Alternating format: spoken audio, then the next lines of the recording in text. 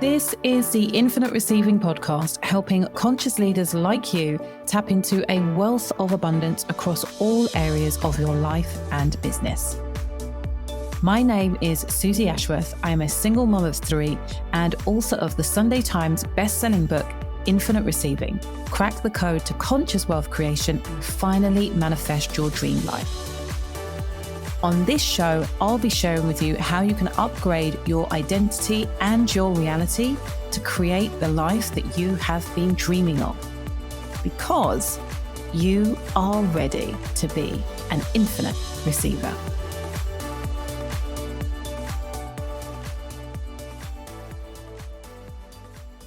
Hello, you gorgeous, gorgeous human beings. It is me, your host, Susie Ashworth, and you are listening to the Infinite Receiving Podcast. And I am in a contemplative mood today. I don't know how to describe it. It's not that I am not my best. I think it's that I don't quite feel my usual upbeat self. I received some bad news on Monday that one of my very good friends had passed away at the weekend. And I think that whenever we get news like this, it's sobering, right? It reminds us of our own mortality. It makes us question who we have been in the friendship, the relationship. Could we have done more? Could we have been better? And, how am I living my life? How am I living my life right now? If my time was up next week, would I be okay with that? And for me, the answer is no. I wouldn't be okay with it. Not because I haven't done incredible things. Like, I've done so many things. I have achieved many goals beyond my wildest dreams, certainly beyond what was forecast for, in inverted commas, a girl like me. So from an accolade, an accomplishment perspective, yeah, I'm good, but that is not the measurement of success for me. I used to say when I would introduce my challenges and masterclasses, like, the biggest motivation for me was seeing both of my parents leave this world early and really feeling like, as much as they were good people and they loved my sister and I so much, that my interpretation is that neither of them left feeling like, yeah, we've done it. We've done everything that we set out to do. Like, we really lived this, we really played this game to its optimum. And saying that was super helpful. It reminded me of my commitment to playing all out. And I'm not sure, well, I am sure, even with all of the accomplishments, I know that there is so much more available to me when it comes to playing all out. And if we were to look at that through the lens of infinite receiving, it means that there is a lot more work to do when it comes to me opening my heart even more fully. Because it's only when we open our heart that we can be truly vulnerable. We can truly say that we are going all in. And so this is a really beautiful segue into today's episode, which is, are you doing your purpose justice? I thought about a couple of different titles, like, is your purpose happy? Are you living your purpose? But this is not for people who are not really living their purpose. Or if you're not living your purpose, you're tired of it. I wanted to just have the inquiry of, what does it even mean? What does living your purpose even mean? And the way that I broke this down was, are you doing the thing that you were put on this planet to do? I can, with my hand on my heart, say, I honestly believe that I was born to do this. I was born to be a coach. I was born to speak into people's potential. I was born to be the activator for people who are ready to experience the next leap, the next level of their existence. Like, this is absolutely what I was put on this planet to do. And how do we know? Like, how do I know that there isn't something else that I'm even more suited to? And the real answer to that is, well, I don't actually. I don't. However, the way that I feel when I do this work, I feel so alive, so excited, so content, so fulfilled, so creative. I don't need to still be searching to see if there is something better. This feels whole and complete and enough when it comes to how I feel when I'm serving. So, for those of you who are like, oh, I don't know, if you're questioning whether you are living your purpose or not, you are not. Know that this is unquestionable, it is undeniable. How you are likely to be feeling if you are not in that position is maybe some frustration. You feel a little frustrated. Potentially, you are being triggered.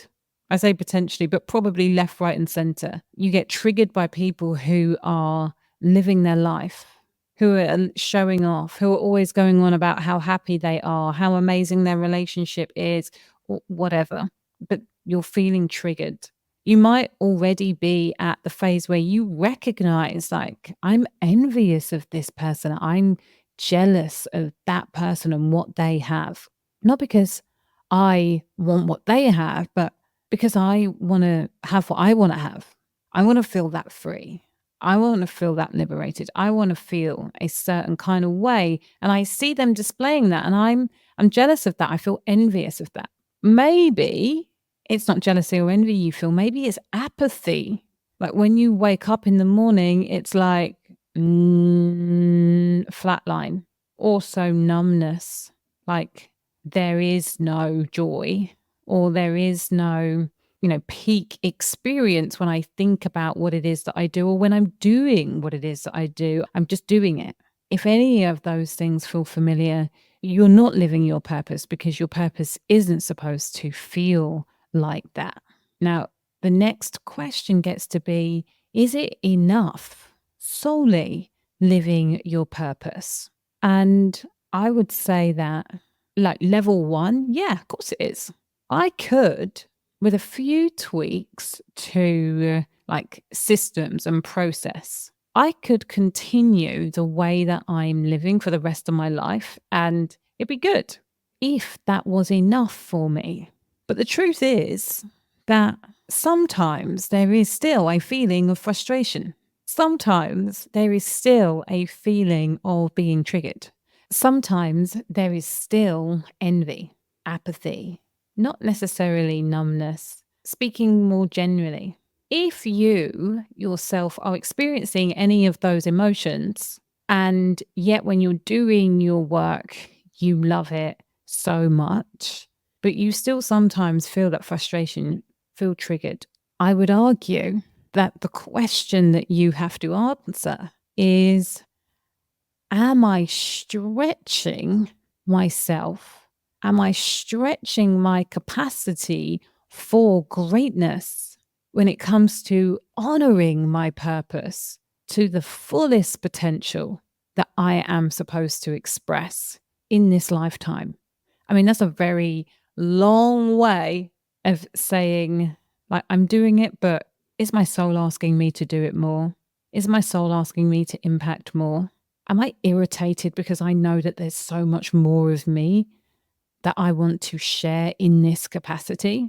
The answer to that question and being able to say yes to that question is what will set you apart from 99% of all of the other people in this universe. I know that that is a bold thing to say, and that is what sets the 1% apart. The 1% are saying, there is more in me, there is more desire, there is more fire, there is more yearning.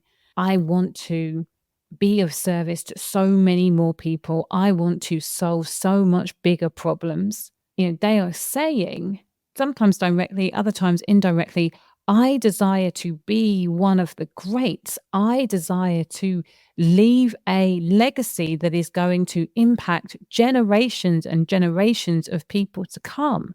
That's not normal. But as I contemplate my life and the way that I'm living it, I know that part of the frustration I feel with myself is that there is another level of this game that is asking to be activated. That level is the world class level. Most people are hardwired for just enough. They're hardwired for survival. They will play, and you see this when the chips are down. When the chips are down, they stop looking wider, bigger, higher, more expansive. What do I just need to do in order to survive? And they stay there. They stay in that mentality. Or, something happens, they get knocked off center and they revert back to survival mode and mediocrity. I say this not to be insulting or not to make anybody feel bad about themselves. I'm saying this as a call in. This is a call in, a shout out for people who are ready to acknowledge that they know that their soul is calling them for another level of impact, of experience, and they are tired of trying to ignore it. Most people ignore it. They feel the frustration, they feel the apathy, they move into numbness, they stop operating in any way, shape, or form that is going to support them in creating the legacy that they were born to make but will never fulfill, because the discomfort of moving into that next level is too much.